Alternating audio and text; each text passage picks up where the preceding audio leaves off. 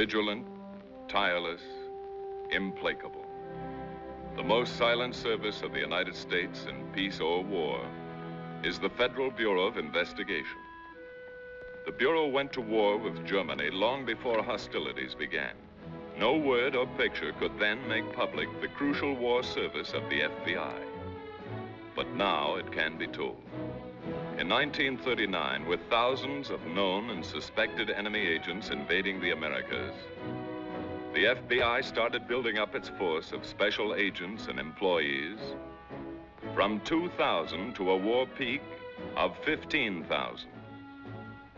Before being sent into the field, each new agent had to learn all the modern techniques of crime detection, such as the use of a specially treated X-ray mirror, through which an FBI man can see without being seen. The Federal Bureau of Investigation had to be the world's most efficient intelligence and counter-espionage service. For war is thought, and thought is information. And he who knows most strikes hardest. By examining the intercepted mail of unsuspecting Nazi agents, the FBI uncovered many secret channels of communication. Between the lines of an innocent-appearing letter, invisibly coded in an obsolete German shorthand, were important instructions for one group of spies. The Bureau's infinitely painstaking system of sifting and recording every scrap of potential information paid handsome dividends. The FBI was adding new names to its long list of Germans known to be dangerous.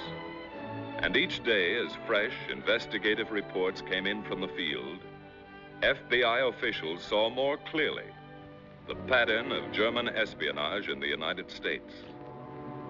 Nucleus of the Nazi network in America was the German embassy in Washington, protected until a declaration of war by diplomatic immunity. Long before December 7th, 1941, from a vantage point nearby, G-men photographed the actions of hundreds of suspects. These are the actual films taken by the FBI. They gave Director Hoover and his men a daily record and description of all embassy visitors. This continuous photographic surveillance provided a permanent record to be studied intensively whenever new developments took place. The Bureau soon discovered that the embassy was being used to disperse money for subversive activity in the United States. The Bureau also knew that the embassy had a shortwave radio and was in direct communication with Germany. No one was watched more closely by the FBI than the arrogant Baron Ulrich von Gienen. Although accredited as an embassy official, he was actually chief of the German Gestapo in America. Equally important were pompous Vice Admiral Witoff Emden and his suave assistant Helmut Reber, experts in obtaining information about ships and cargoes. Dr. Hans Thompson, the German chargé d'affaires, tried to win American collaborators. So did his associate, General Karl Bottischer. Parading before hidden FBI cameras were the embassy secretaries. These girls spent evenings in the company of American servicemen.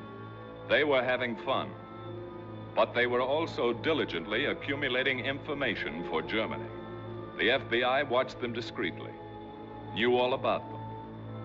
By relentless surveillance of embassy officials and all those with whom they associated, the FBI learned that Germany was recruiting American Nazis for its espionage service. In 1939, Nazi fronts like Fritz Kuhn and his German-American Bund were flourishing. The Germans said they were only social gatherings, but the FBI knew that these societies were part of a well-laid German plan to build up a fifth column in the United States. In 1939, on the campus of a Midwestern university, not far from Columbus, Ohio, there was a brilliant young student. Born of German-American parents who were proud of his college record, he was preparing to become a diesel engineer. His name was William Dietrich. Just before graduation, Dietrich was approached by German representatives who offered him a free trip to Germany and a well-paying job on arrival. Dietrich reported the incident to the FBI. When the meaning of the German invitation was explained to him, Dietrich offered his services to the Bureau.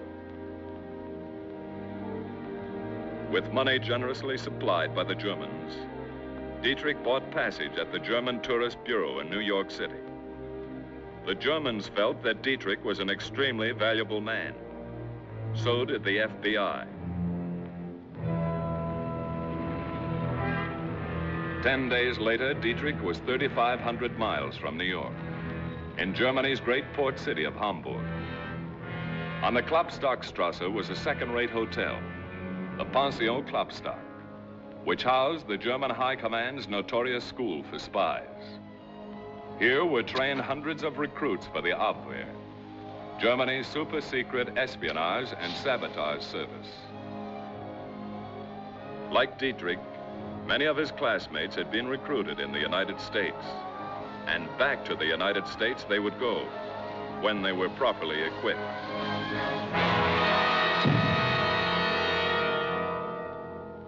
Synthesis of the FBI's counter-espionage offensive in World War II is the Christopher case, which opened, as great cases often do, by accident, a little accident, at Bowling Green in New York City.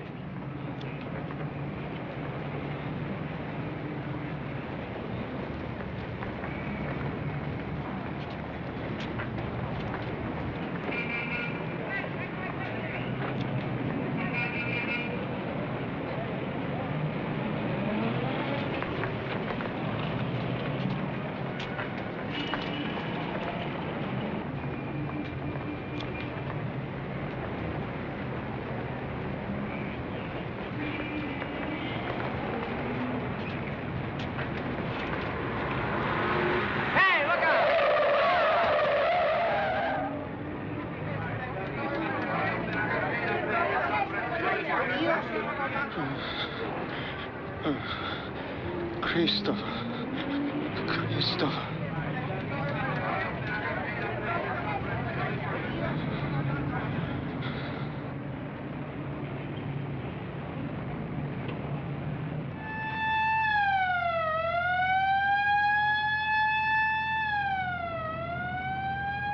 Might as well take it easy, Joe.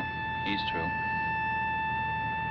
Somewhere in the dark web of war was Christopher, the dead man's companion, the man who had retrieved his friend's briefcase and vanished.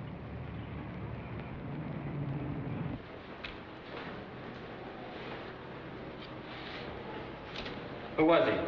He's got a Spanish passport, Francisco Ruiz. Hey, Doc, look at this. It's all in German. Huh.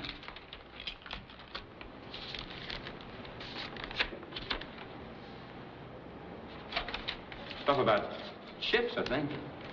And here. Brandkerngeschoss. That means incendiary bullet. Weight, 148 grains. Load, 46 grains. DuPont 1127 powder. Can you read Spanish, too? Something funny about this. We better get his fingerprints and turn them over to the FBI. Fingerprint.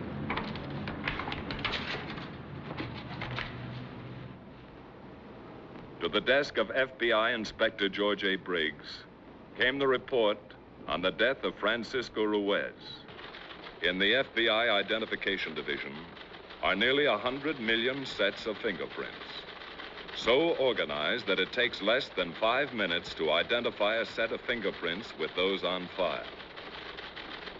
No fingerprints were listed under the name of Francisco Ruiz, but regardless of name, once his print was classified, a search for the individual's identity was a simple matter.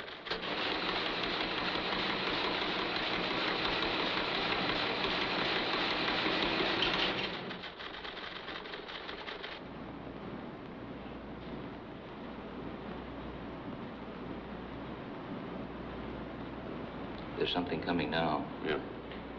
It's in cipher. This stuff is fugitive. We better get a shot of it before it dissolves.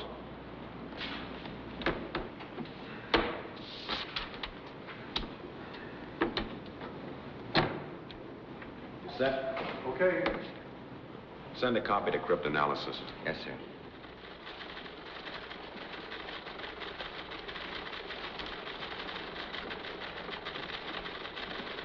Is this what you're looking for?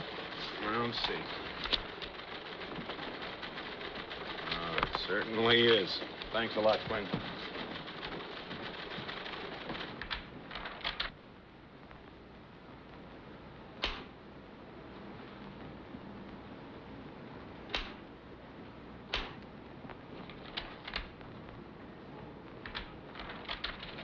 Here it is, Mr. Briggs. Oh, thanks. Herr Christoph wird sich auf Prozess 97 konzentrieren. Herr Christoph wird sich auf Prozess 97 konzentrieren. That translates, Mr. Christopher will concentrate on Process 97. What's that? Oh, Herr Christoph, Mr. Christopher will concentrate on Process 97. That's all? That's all. Thanks. Thank you. Inspector Briggs knew that the most important American military secret in history was Process 97. Set up a conference with military and naval intelligence immediately. That's all.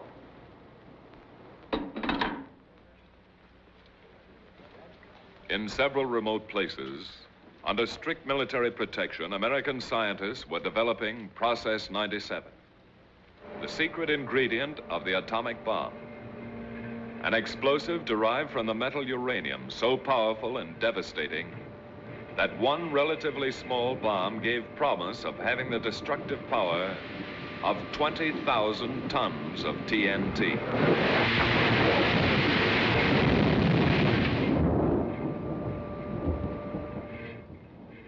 A presidential directive gave the FBI the responsibility of coordinating all counter-espionage investigations.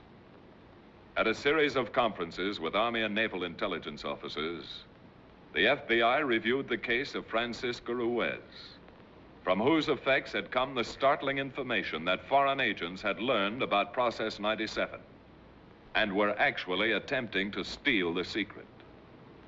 Plans were formulated to erect an impenetrable and absolute barrier.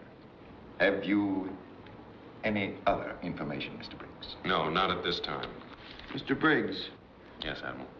Who is this Mr. Christopher? I wish we knew. Meanwhile, after 6 months of intensive training, Dietrich had completed his course at the Pension Klopstock and was ready for assignment.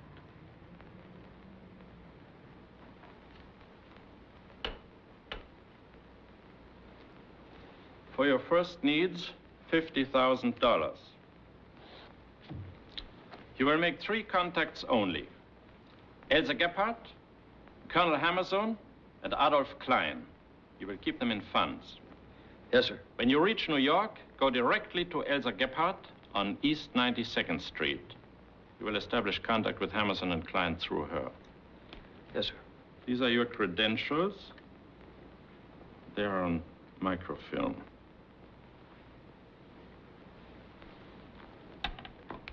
You will need these: draft card, registration, classification card, birth certificate, driver's license, New York State, Navy and Army discharge papers, Social Security card. No one could tell them from the originals. One thing more. There is one person in the United States who can countermand the orders I have given you. If you receive instructions from Mr. Christopher, abandon whatever you may be doing and place yourself entirely at his disposal. Mr. Christopher. Is all of this clear? Yes, sir.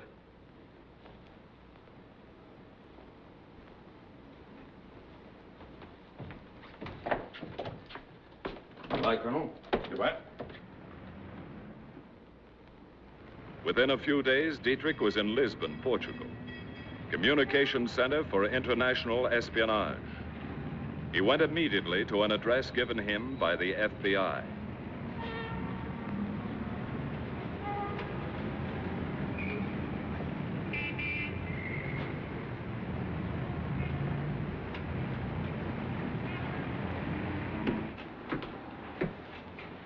Say, there's something wrong with this watch. I wonder if you'd look at it.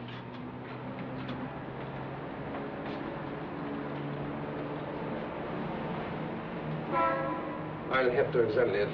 Would you please?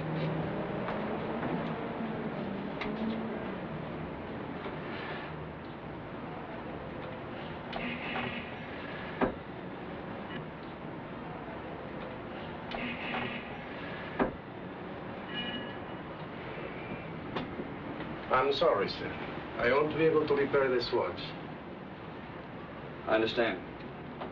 Thanks.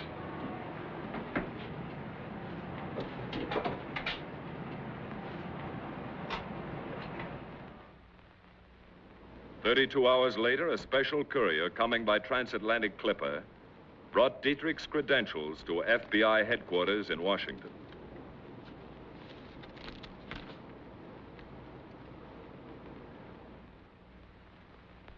Inspector Briggs was given the responsibility of solving the Christopher case. Behind him were all the resources of the FBI. That translates William Dietrich is specifically authorized to receive all reports for transmission direct. 2, Sie sind instruiert, sich an ihn für allen Zahlungen zu wenden. That means you're instructed to look to him for all payments. 3, es ist ihm nicht erlaubt, mit den Ihnen bekannten Agenten in Berührung zu kommen. That'd mean he is forbidden to have any contact with agents known to you.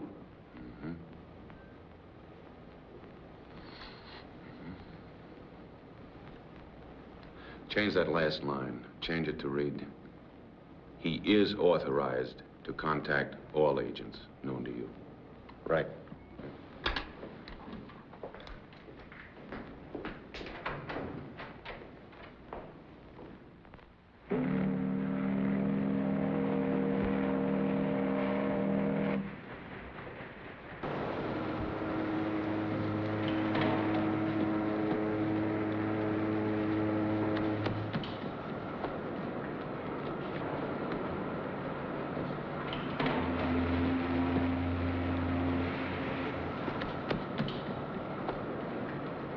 Is that a new watch? Yeah. Did it cost more than $100? Well, I don't remember exactly. Do you mind if I take a look at it? Certainly. There you are.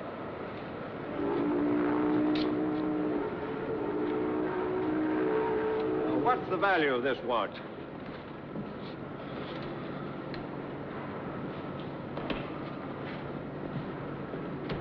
Oh, it's about $90. Thank you. Here's your watch. Oh, thanks.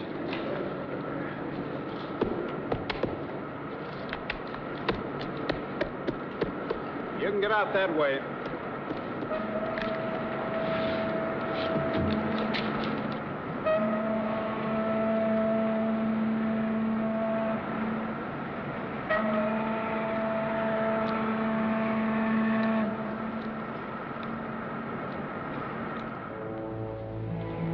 Just off Madison Avenue in uptown New York, there was a 5-story dwelling. This was soon to become known among all FBI men as the house on 92nd Street.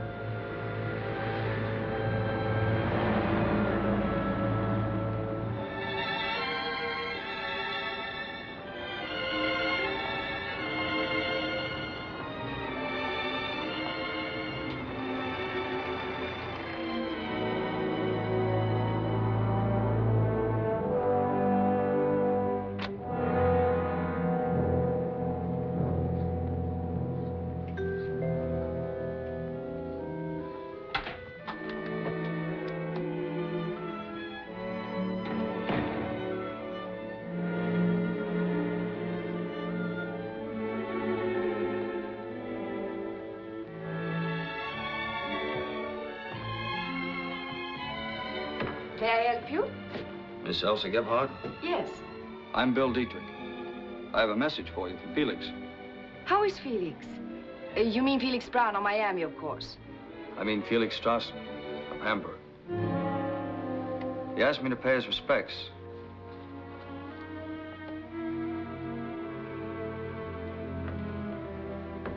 To give you these. Would you care to sit down? Thank you.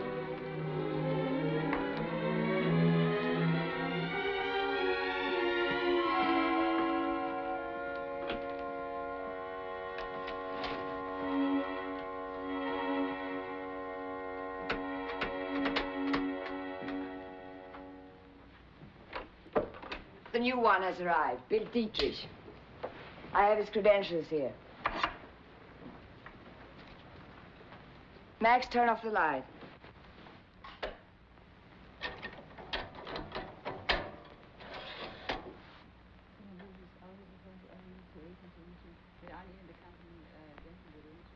He's authorized to contact all agents known to you?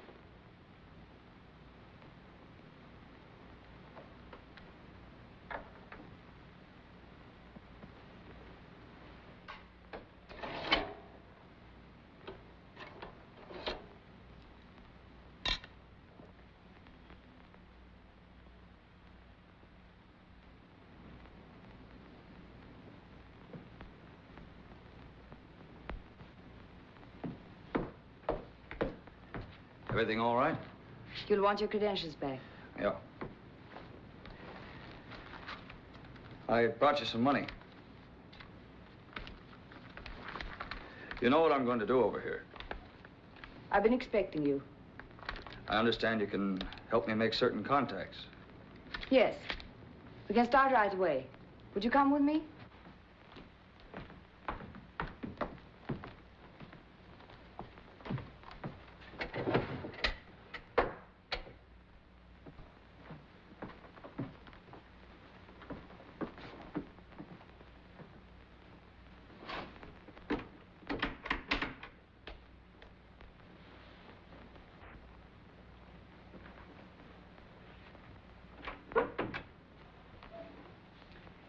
This is Bill Dietrich.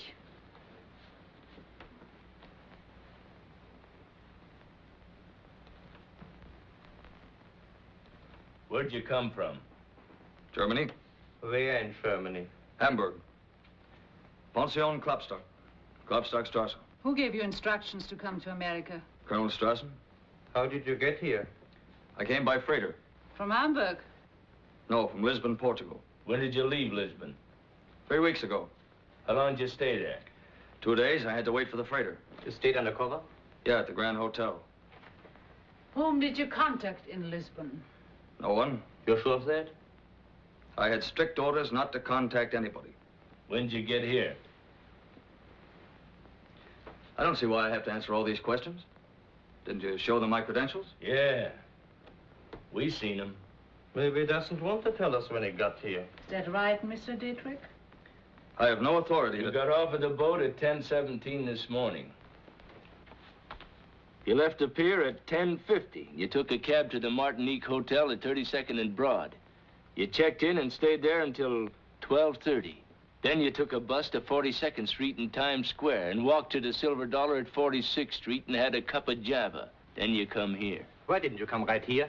Why did you go to a hotel? Well, I wanted to take a bath, and I... Well, it looks like you know all about me. Yeah, we're gonna keep on knowing. Before you arrived, we worked in small groups, unknown to one another. I see. What's so special about you, Mr. Dietrich, that you are allowed to know all our agents? Those are the orders. It looks like we're all taking a chance on you, mister. Everybody takes a chance. Hamburg wants their agents to be in a position to send information direct, through me, in the event of emergencies. Who are these people? Max Coburg, Konrad Arnold. They used to be with the Eisender Wachtbund. Johanna Schmidt. She has special duties. Gestapo. I know about you from Hamburg. What do you know? Usual things. What's your job? You gotta get stuff through faster. Radio's best, so I'm going to set up a shortwave station. I'll need some help. What kind of help? Radio parts, mostly. It'd look suspicious if I bought them all myself. What do you want? Well, I have a list here. I'll let you know where you can send them.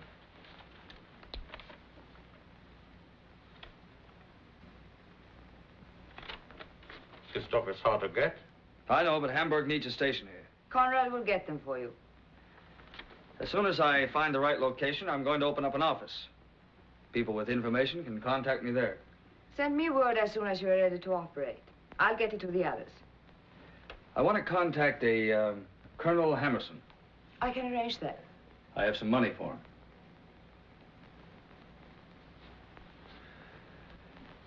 Well, I want to get started as quickly as possible. Certainly.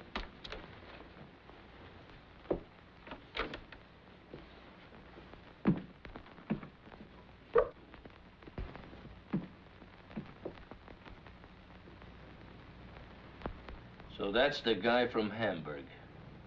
What do you think, Elsa? He has good credentials, but... How do we know? They look good, so what? No. No, I don't trust that guy. He knows too much. We won't take any chances. I'll check with Hamburg for confirmation. How? Hammerson. He can get a message through by mail to Brazil. A courier will take it by Italian Airlines to the car. It's simple from there. Max, contact Hammerson. Tell him I want to see him today. Yeah.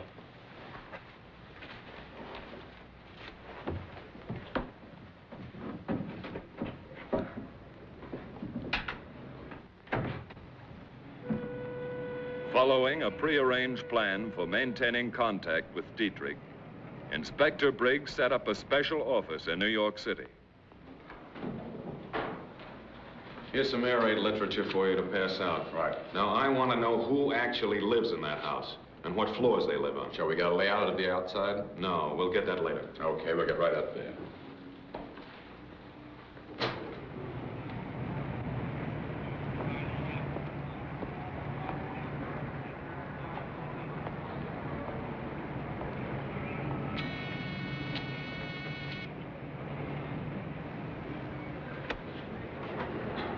Good morning. Good morning. Is the superintendent in?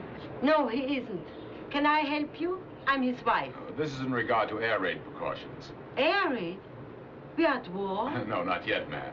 We hope, of course, we won't be. But if war should come, all of us want to be ready. Yes, of course. We're making a survey of everyone living in this block. What is your name, please? Castle. Frida Castle. Would you let us know who's in the apartments here? Just Miss Gebhardt. She rents the whole house. She has a dress store. Miss Gebhardt, your husband, and yourself. That's right. Are you here most of the time? Yes. My husband is a pianist. He goes all over places. I see. Well, I guess that's all.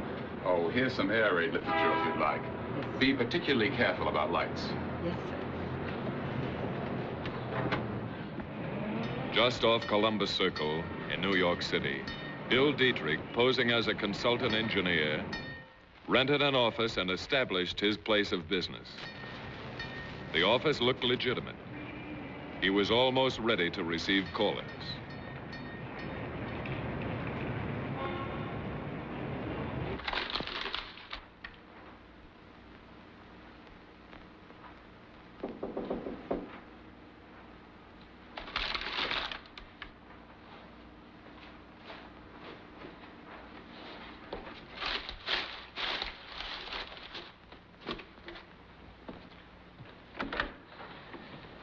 Morning. Good morning. Are you Mr. Dietrich?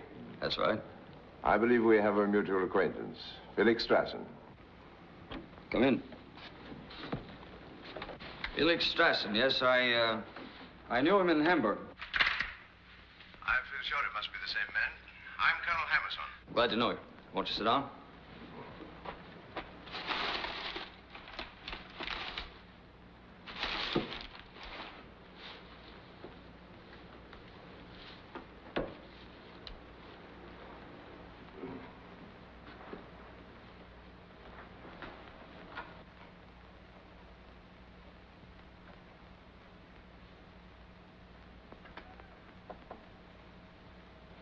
Looking for something, Colonel? I'm just naturally cautious.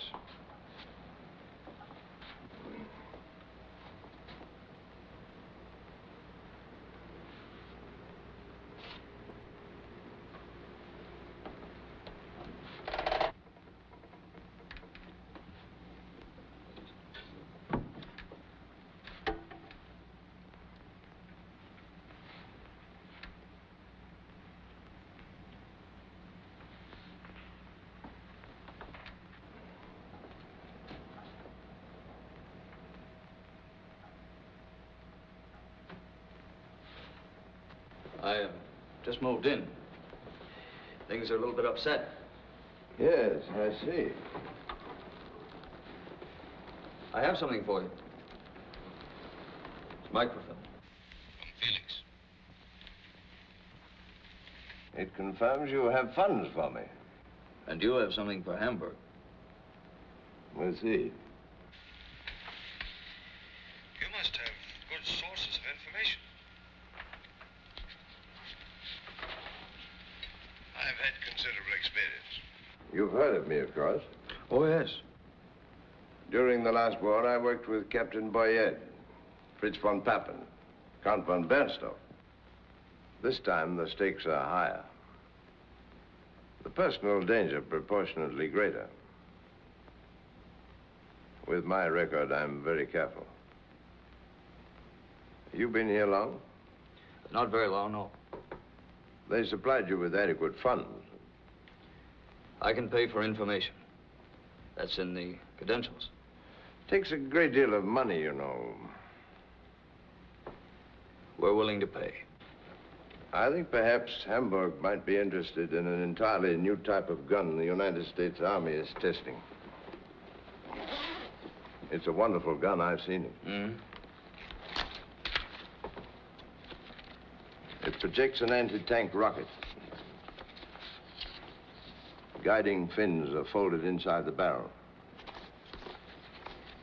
Here are complete details of recent shipments of Bell Airacobras and Curtiss P-40s to England and Russia.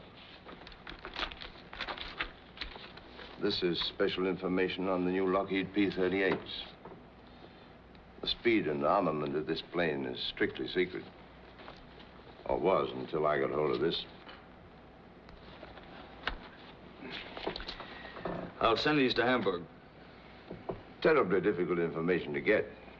But there it is. I was instructed to give you this. I was told you could put me in touch with a Mr. Adolf Klein. Adolf Klein? For shipping information. I have orders to contact him. I'll arrange it. Good. Cigarette? Thanks.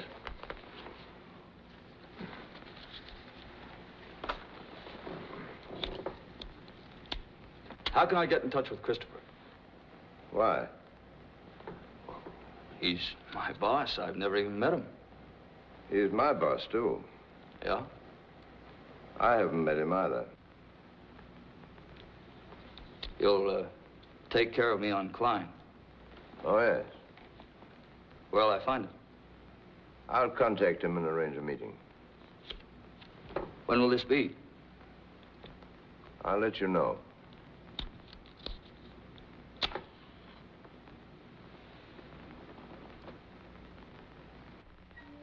In a secluded cottage less than an hour's drive from Manhattan, Agent Dietrich set up a shortwave radio transmitter. Hamburg complimented Dietrich on the speed and efficiency with which he got his reports through to Germany and their instructions back to the United States. They did not know that Dietrich's little shortwave radio had a limited range and that all his messages were beamed to a secret FBI long-range radio station not far away. From this point, the FBI relayed Dietrich's messages to Germany on the wavelength and schedule, and in the code that the Germans had given him. He, in turn, received all replies and instructions from Germany the same way. Through the counter-espionage station, of the FBI. But all messages in both directions were first teletyped to Washington for immediate examination.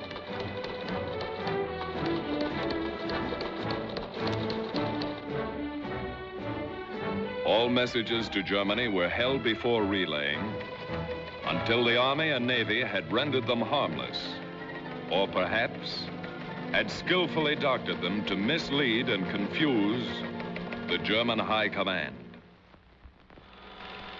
Besides operating his radio station, Dietrich extended his contacts with the German spy ring. As their payoff man, the enemy's agents had to come to him. Some tried to sell information of no importance. Others brought highly secret data. The FBI's hidden movie cameras and microphones recorded all Dietrich's visitors.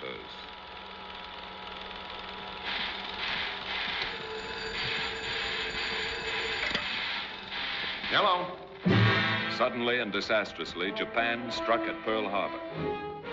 On this momentous, infamous Sunday, the FBI sprang into action just as swiftly and effectively as the rest of the nation's armed forces.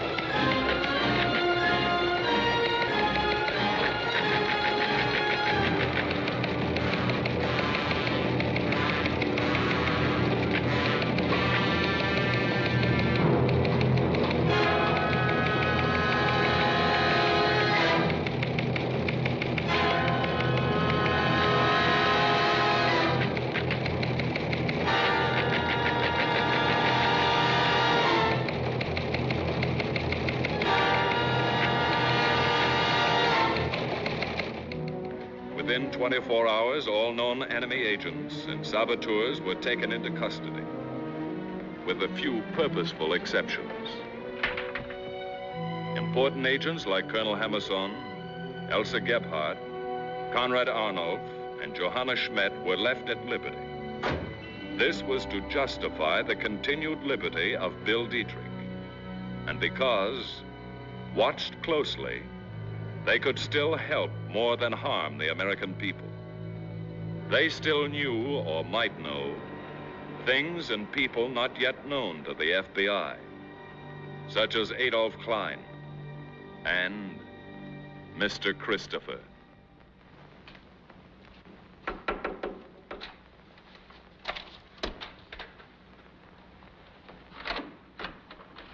Oh, Colonel Hammerson. Hello, Dietrich. Isn't it sort of dangerous for you to be coming here now? Yes. The war makes everything difficult. Every day they're picking up more of our agents. But I've made contact with Adolf Klein. When can I see him? Immediately. You'll have to come with me now. Good.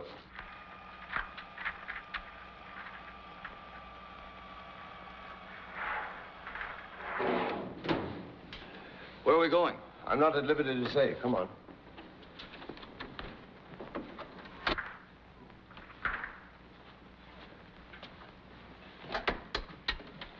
Calling car 70. Calling car 70. Come in, car 70. Over. Car 70, standing by. Over. Mr. H going down an elevator with D. Mr. H going down an elevator with D. Follow and advise. Over. Okay, will do. Off and clear.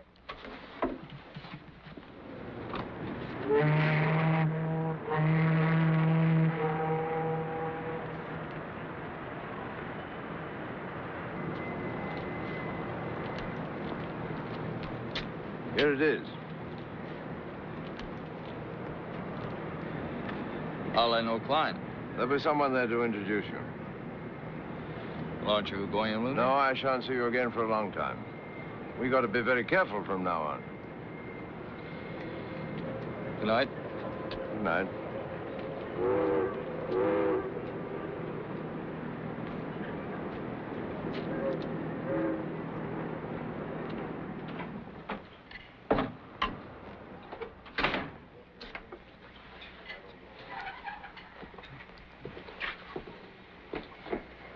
evening.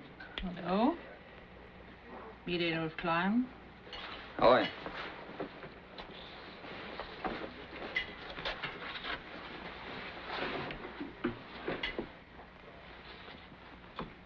Glad to know you, Adolf Klein.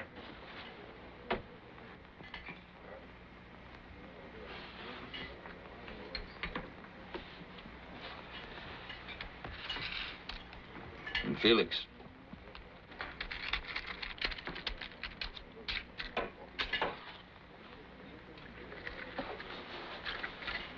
Is that all? Mm-hmm. Well, it takes money to operate. You talk. I'll pay.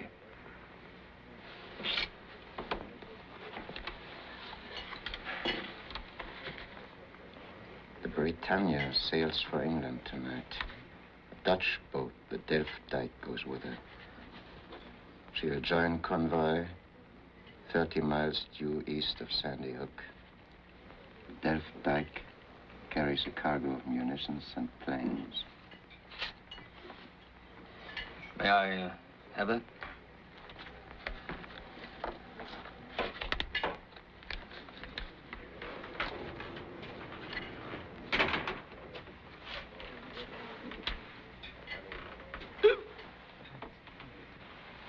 Who's that? It's Gus Hausman.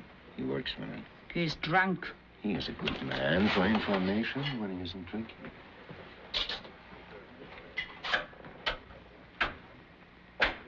Hello, Gus. Hello, Rita.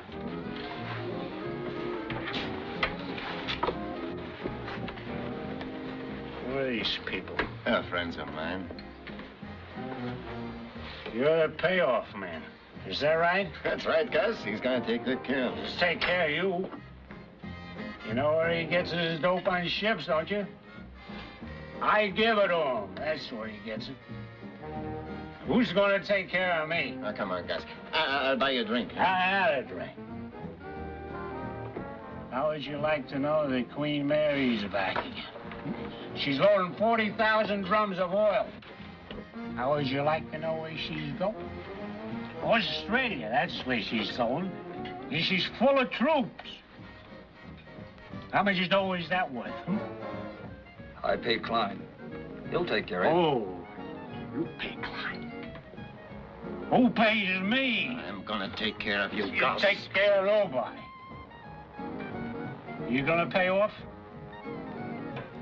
He'll have to operate through Klein. Okay. Okay. Let's forget the whole thing. I know where I can get some real dough. Maybe I'll just spill the inside story on what's going on around here. I don't know who you are, sister, but tell me again when I come to see you. I'll bring you a nail file to cut through the bars.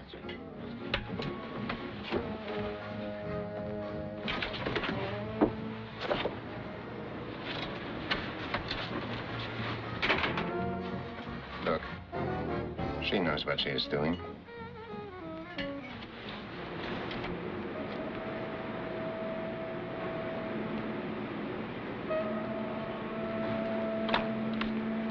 Hey, bud. Got a match? What?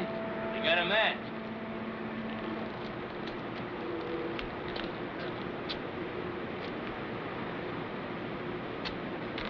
You want a light, huh? Yeah, bud. How you feeling?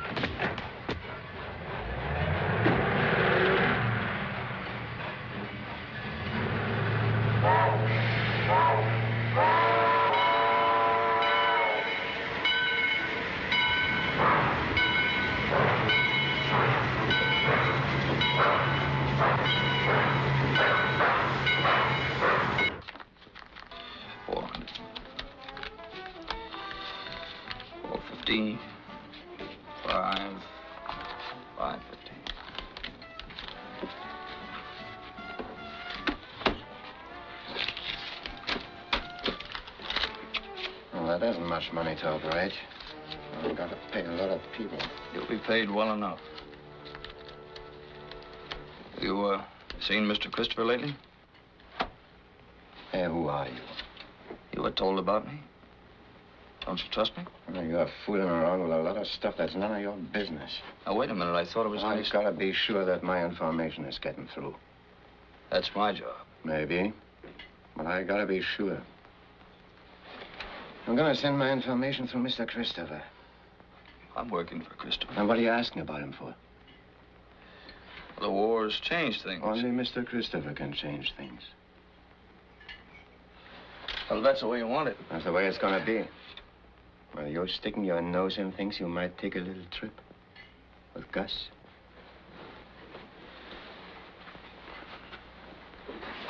Good night, Klein. I don't even know you.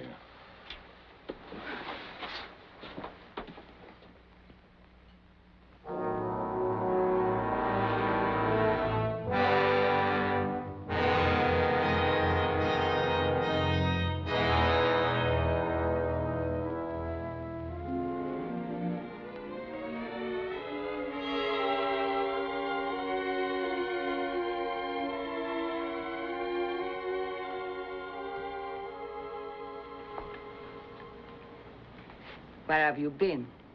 I just came from the office. Where were you last night? The radio station? Weren't you supposed to meet Klein last night? Yeah, I met him.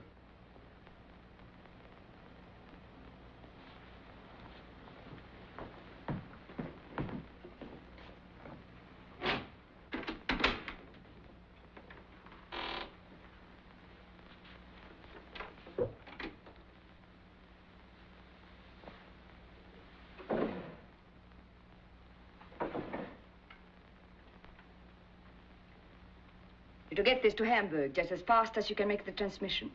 What is it? If we hadn't done anything else in all the years we had been here, this information would be more than worth it. It's up to you now. This is your chance. I'll get it through. Cigarette? Thank you, I don't smoke.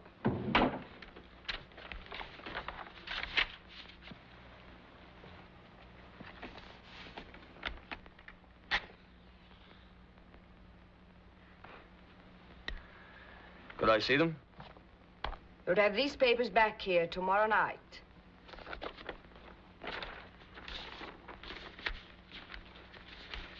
Tomorrow night? That's a tough order. I've got to put this in code. It'll take time. Orders are not to be questioned. It'd save time if I could burn them when I was finished. This information will also be sent by mail tomorrow night. These orders come from Mr. Christopher. Christopher? Yes. They were delivered to me less than an hour ago.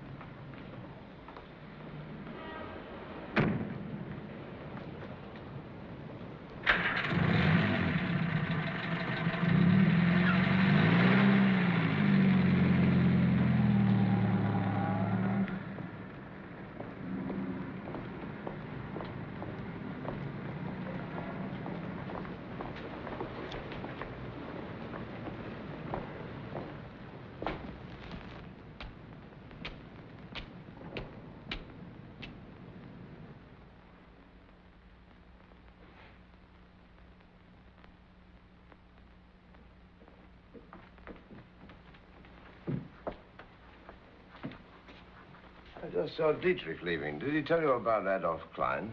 No. What about him? He was picked up last night. Violation of selective service. FBI. Dietrich was with him. When he was picked up? That I don't know. He didn't tell me. I wonder if he knew. We've got to be careful about Dietrich. Have you been able to get through their confirmation copy yet? It takes time. With the war on, there are a lot of restrictions.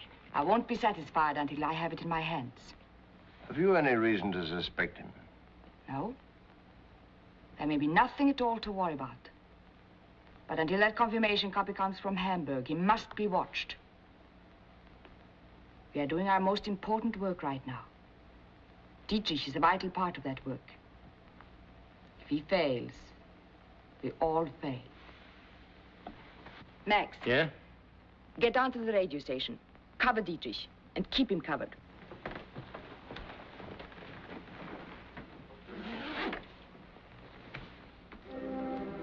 Less than an hour after Dietrich received his instructions from Elsa Gebhardt, an important envelope reached Inspector Briggs.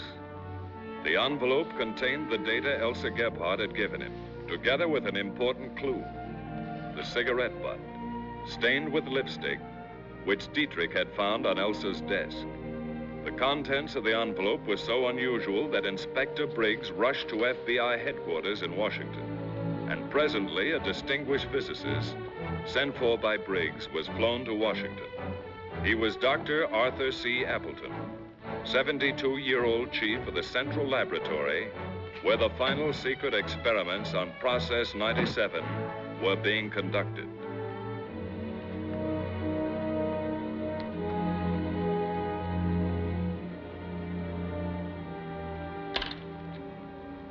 Gentlemen, these papers contain data on Process 97. It is appallingly accurate. These are details of experiments which we made barely 2 days ago.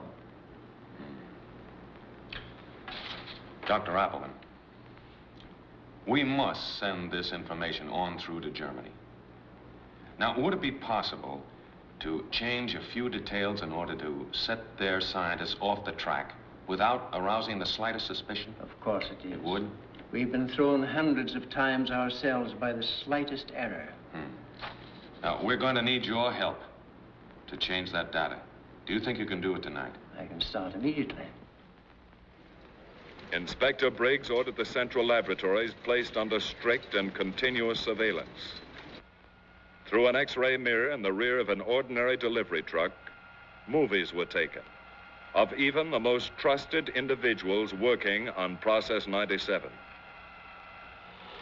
This method of surveillance enabled the 400 FBI agents now assigned to the case to become familiar with the faces of every worker permitted to leave the plant. This facilitated the FBI's difficult job of tracing all of their activities and all of their contacts.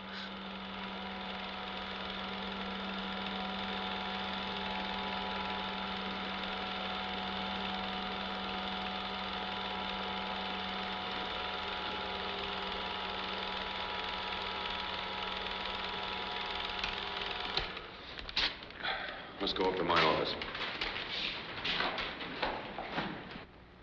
The cigarette which Dietrich was shrewd enough to take from Elsa Gebhardt's desk was examined by FBI technicians. Without a doubt, the woman who had delivered the data from Mr. Christopher was the woman who had left the cigarette. It was still the only lead to her identity. First, a portion of the stained cigarette was examined by spectrograph to determine what properties it contained.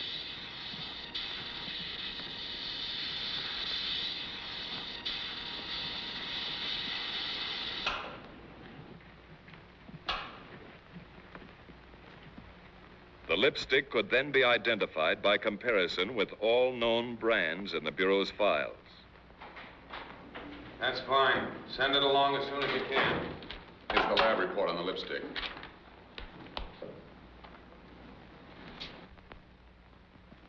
The analysis revealed a particular brand of lipstick used by 98 different beauty parlors in New York City. By checking the clients and operators of these establishments against the records of every known suspect, the FBI narrowed their search to one particular beauty parlor and one particular suspect, Louise Vaja. Well, what was in the envelope to cause so much trouble? Don't you know? I understood. Family messages from people in Germany to be smuggled underground.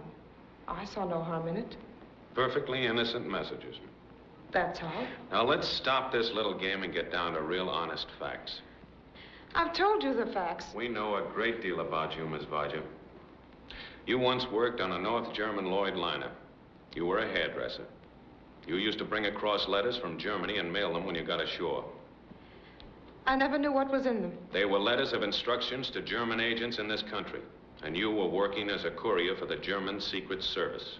Right now, you're what we call a sleeper agent. You were planted here a long time ago by the Nazis. You lived a normal, inconspicuous life for years, making friends, earning a living, just waiting until you got a call for the one particular job. And they saved you for a big one. But you made one mistake. You took the trouble of becoming an American citizen. And that, Miss Vodja, makes you a traitor. I've done nothing since the war began. Nothing, I swear it. All right, now let's get back to this envelope. Where did you take it? I was told to take it to a house on 92nd Street. And who told you to take it there?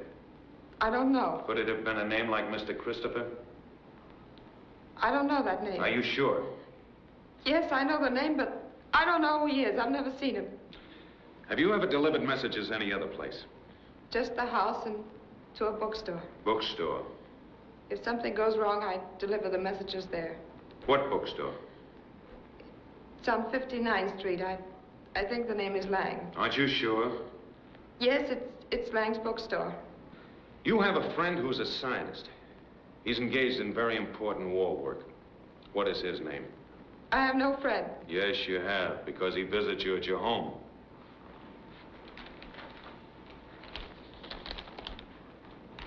There's your friend. And there is your home. And the name of your friend is Charles Ogden Roper. You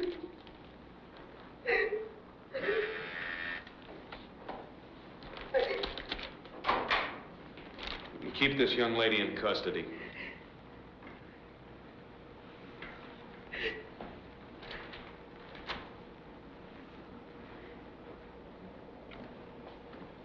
I want a surveillance made of Lang's bookshop on 59th Street. Right. We've been through the Vodja apartment. Oh, you find anything? Yeah, we found the typewriter and it checks. That's the one that was used to copy the data. Then Roper is the man who's been getting it out. Shall we pick him up? No, we can't pick him up until we find out how he does it. You know, we've got a man under 24-hour surveillance. He never leaves that laboratory without being thoroughly searched, and still he's getting the stuff out. That's our problem. That's what we have to solve. How does he do it? How does he do it? The following day, an unusual message from Germany was picked up by the FBI monitoring station and relayed on to Dietrich. It was also teletyped to Briggs.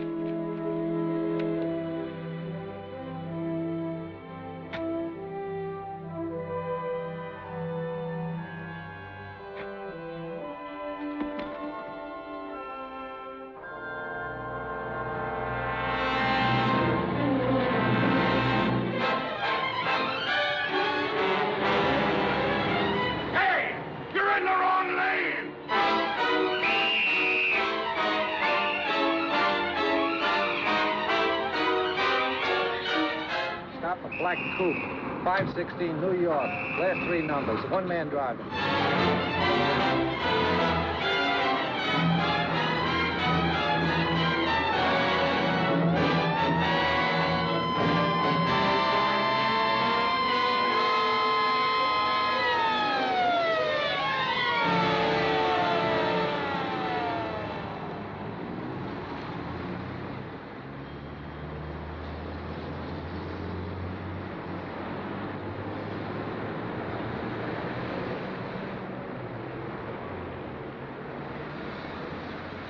Let me see your driver's license. I haven't got it with me. Well, let's see your registration card. I haven't got that either. Okay, buddy, you better come down to Station House with me. We want to check up on you. Have you anything to say? I prefer not to say anything till I talk to my lawyer. All right. What's your lawyer's name and telephone number? Rector 23515. Ask for Mr. Briggs. You received that message from Hamburg today? That's right. Have you done anything about it?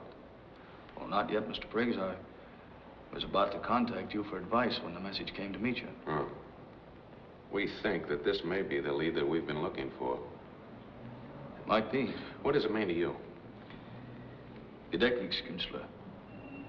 That's a familiar word in Hamburg for a very special type of agent. Yeah. It's the name of a performer who accomplishes spectacular feats of memory. Memory artist. Memory artist? Hamburg's always looking for people with unusual memories. They take a special course just to improve their memories further. Yes, but do you think that a man, even with a very unusual memory, could get those formulas out? All that complicated stuff? Sounds incredible, but that's what they're trained to do. Oh, sure, it is incredible. Memory artist. Photographic mind.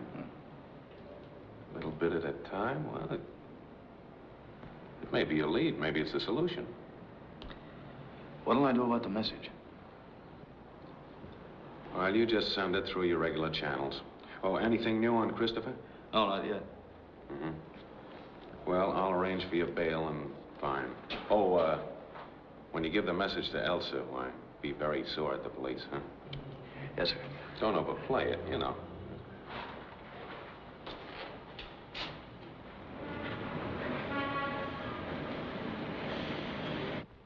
The FBI had to know every detail of Charles Ogden Roper's life. Yeah, I remember that crazy act, but I can't remember the name. Never could remember names. Does this sound like it? Has performed in clubs, Sunday school entertainments, banquets, special parties. Demonstrates amazing feats of memory. Oh, don't pay any attention to that. They always write their own. Performs amazing feats of memory. What kind of feats? What's the angle? Well, you see, people call for things from the audience, you know. They want to hear stuff out of highbrow books. You know, this guy can keep 14 games of chess going at the same time. Chess? Boy, there is a lousy game.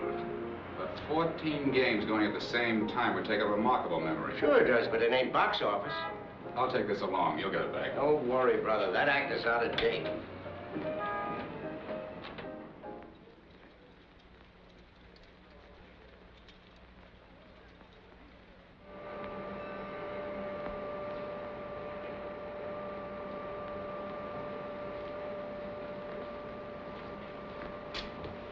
Mr. Roper. Yes? I'd like to see you in my office. Yes, Dr. Appleton.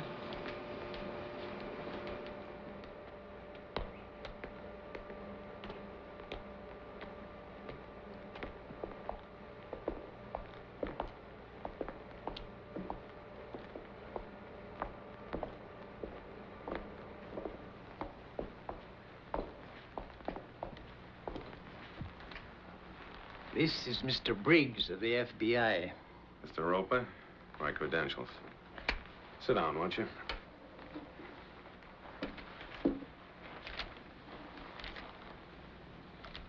You recognize those? Those are photostats of Process 97. They were stolen from here. I understand that you're one of the workers allowed to leave the Institute. A few evenings each week, yes. And you always spend those evenings with a friend in town. We play chess. Chess? I never go anywhere else. She's an old friend of mine. I've known her a long time. How long? About 3 years.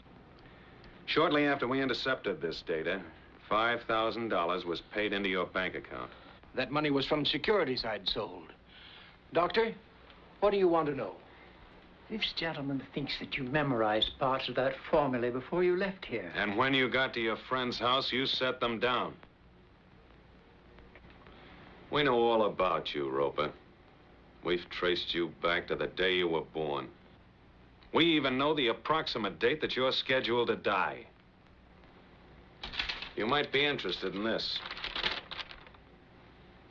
That's an intercepted message direct from Germany. It'll save a lot of trouble all around if you'll cooperate with us.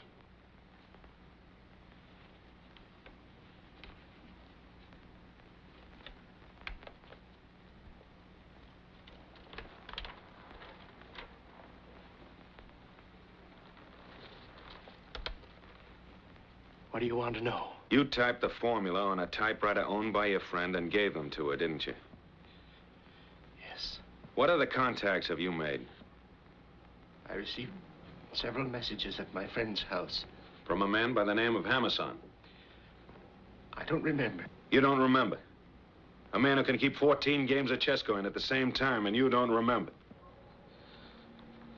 You've been playing with a very dangerous group of German agents. We know, we've seen them work. They don't mind murder. You were the next one on their list, as soon as you finished your job. Did you ever get a message from a man by the name of Christopher? Yes. Now, isn't it possible that Mr. Christopher and Colonel Hammerson are one and the same? I don't know. I've never seen either of them. Did you ever deliver Process 97 data to any other place besides Louise Vache's apartment? Yes, after she was arrested, I received instructions to take the data to another address. I made my last delivery this morning. And where was that? Lang's bookshop on 59th Street. I put the material in a book. What book?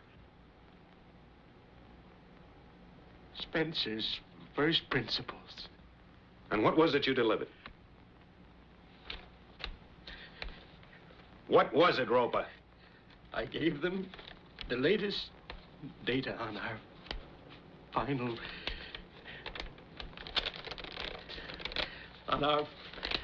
experiments. Thank you, Doctor. Put that man under arrest. I'm going to call Walker. Yes, sir.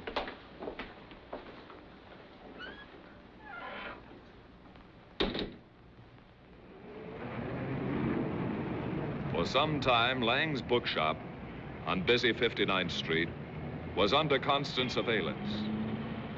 Every person who entered or left the store was being photographed by FBI agents from an office directly across the street.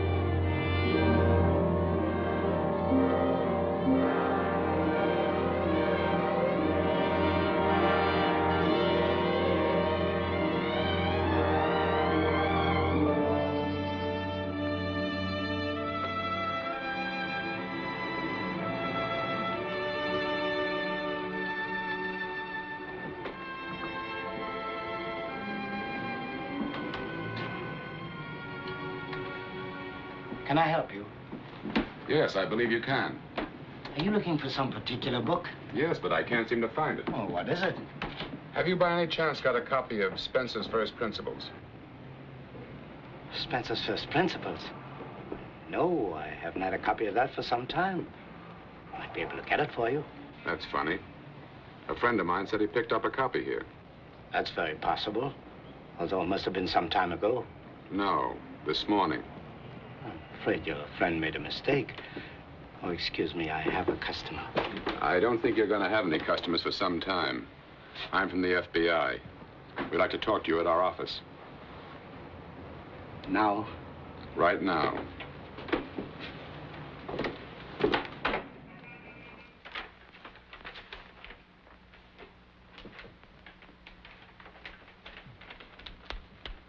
Johanna, We've got to get this through today. Where's Bill? At his radio station. Now, you and Conrad take this out there. Stay there while he puts it into code. Make sure that he sends it, because everything depends on you getting that through. He'll send it. Then bring it back here. Has the confirmation copy on Bill come yet? No. We expect it any time now. The clipper's been delayed. Do you think we ought to take this chance on him? There's nothing else we can do. He's still our fastest channel to Hamburg. We've got to take a chance. Okay, let's go.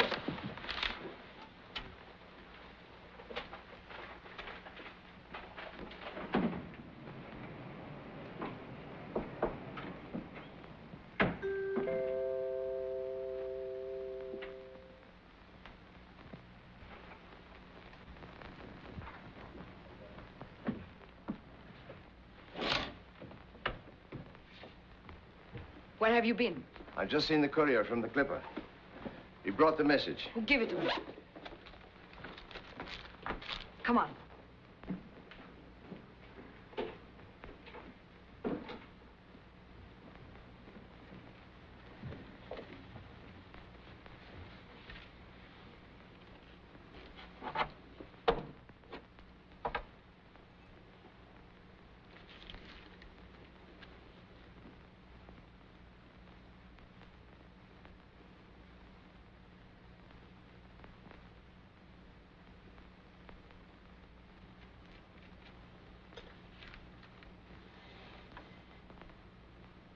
William Dietrich ist ausdrücklich bevollmächtigt, alle Berichte zu bringen. Es ist ihm nicht erlaubt, mit den Ihnen bekannten Agenten in Berührung zu kommen. He's forbidden to contact any agents known to you. Next!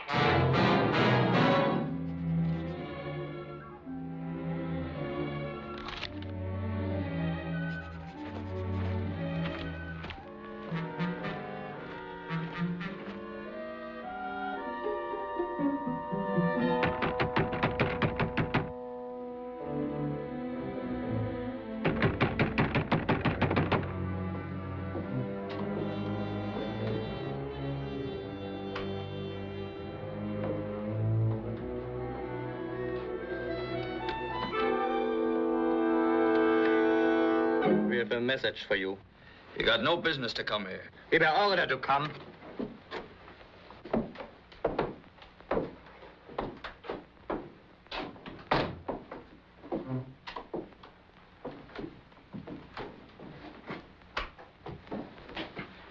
This kind of thing's dangerous. We weren't followed. This is from Elsa. You have to send it immediately. This is important.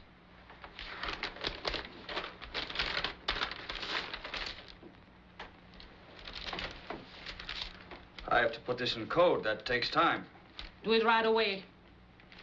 Wait a minute. Did you say you can reach Hamburg with this? That's what he said? You are crazy. Look at the coils. They're only 2.5 meters. This wouldn't carry more than 20 or 30 miles. This isn't the stuff we got you. That's right. I made a few improvements. This setup wouldn't carry across the Atlantic. How do you know? 'Cause I'm going to try. Go ahead.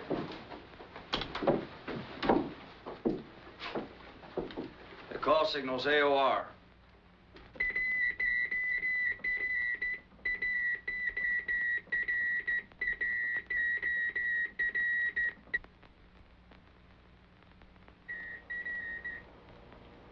That's not Bill sending. I know his fist. Better answer it.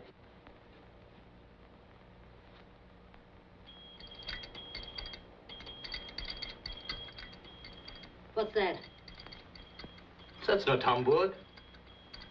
There's no mush. It's coming from somewhere nearby. Where's it coming from? How would I know? It's not up to me to ask questions. I follow instructions the same as you. Maybe it's a relay station picking up messages from a small set like this and boosting it across when conditions are right. That's a new one. Transmissions across the Atlantic are uncertain. I can't sit here all day waiting to send messages. I don't believe you, mister.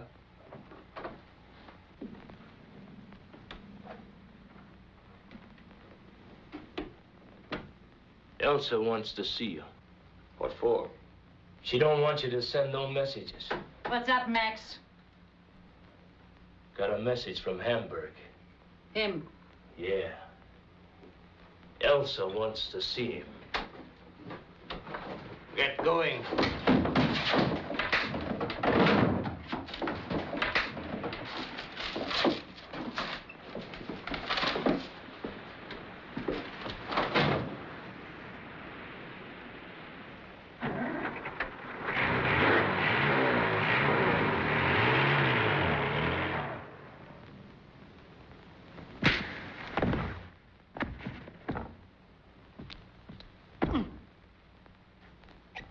What'll that do? It'll make him talk. It takes time. 3 injections. In about an hour, he'll be answering questions. Well, what'll it do to him? He'll tell the truth. Scopolamine. Drugs part of the brain. I want to know about that envelope and his radio and a lot of other things. We've got the picture of the last pickup at the bookshop. Lang's identified the man. Good. Match that with all the film we've got on the Christopher case. The Barger house, Dietrich's office, the gown shop, everything we've got. Right. All you from the projection room. That's the man who picked up the book. Lang's confirmed that.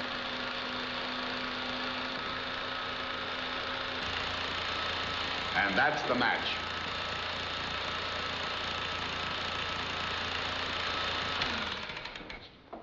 Well, there's no question about it. Frida Castle's husband is Mr. Christopher, the 3rd member of that household. You mean the man posing as her husband? Yeah. Come on. We're going out and pick up Mr. Christopher.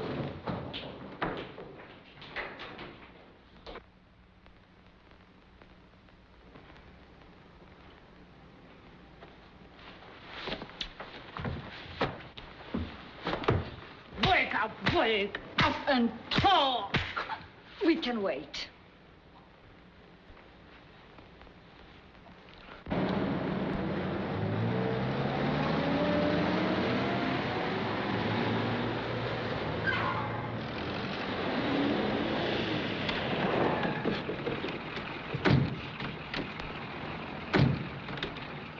You're not going anyplace. Come on.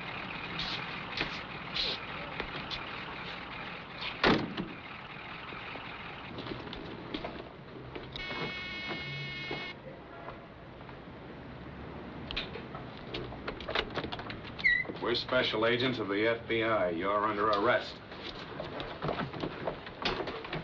Where did you send that information?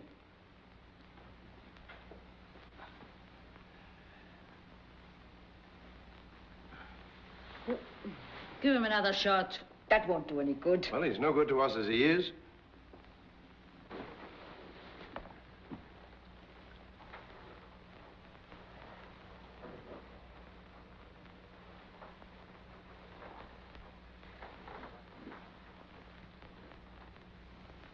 What's the range of your radio? 30 miles. And someone relays your messages to Hamburg? Yes. Who? Who operates the relay? You sold the others out, didn't you? You had them arrested.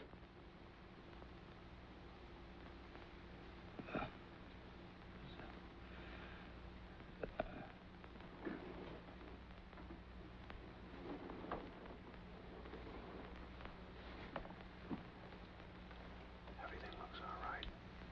See if you can find a phone downstairs. If he doesn't tell us what we want to know, shoot him. Look, let's not lose our heads.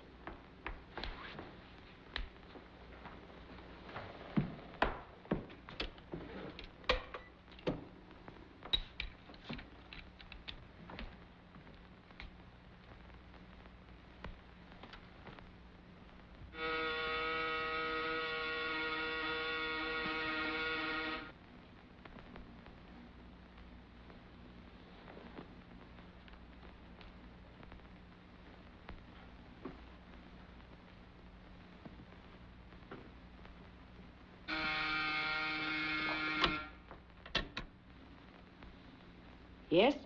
I'm a special agent of the FBI. The apartment is surrounded. What is it? We'll give you exactly 2 minutes. Women will come out first. The men will follow, hands above their heads.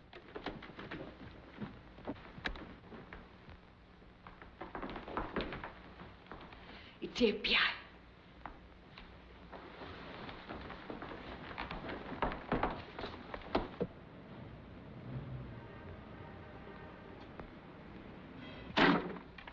You've got 2 minutes.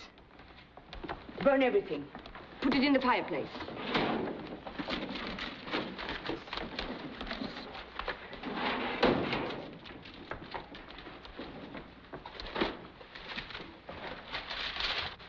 Joanna, give me the papers on Process 97. We've already failed once today. We cannot fail again. Nothing matters except getting this information through. Our lives, nothing. There's one chance left, to contact the courier from Hamburg. I've got to get out of here. You'll have to cover for me. Delay them all you can. It may mean the lives of every single one of us, but this information must be on its way to Hamburg tonight.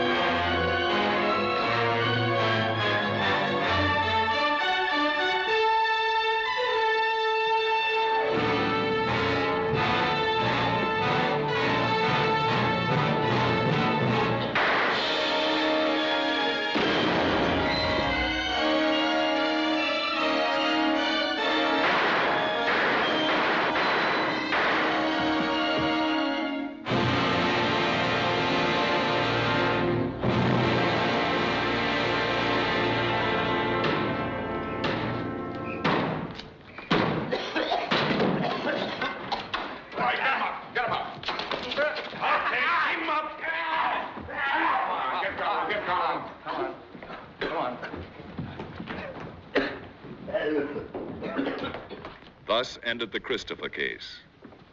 Elsa Gebhardt, alias Mr. Christopher, was no more successful than other foreign espionage agents.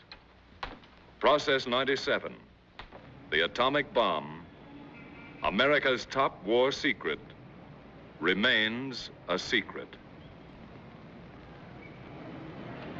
After the United States went to war December 7th, 1941, 16,440 enemy agents, saboteurs, and dangerous enemy aliens were arrested. 6 have already been executed. Thousands were interned. Others were imprisoned for a sum total of 1,880 years. All of the thoroughly laid enemy plans for a 5th column were smashed before they could be put into operation. Not one single act of enemy-directed sabotage was perpetrated within the United States, nor was one major war secret stolen. The Federal Bureau of Investigation continues to be the implacable foe of all enemies of the United States.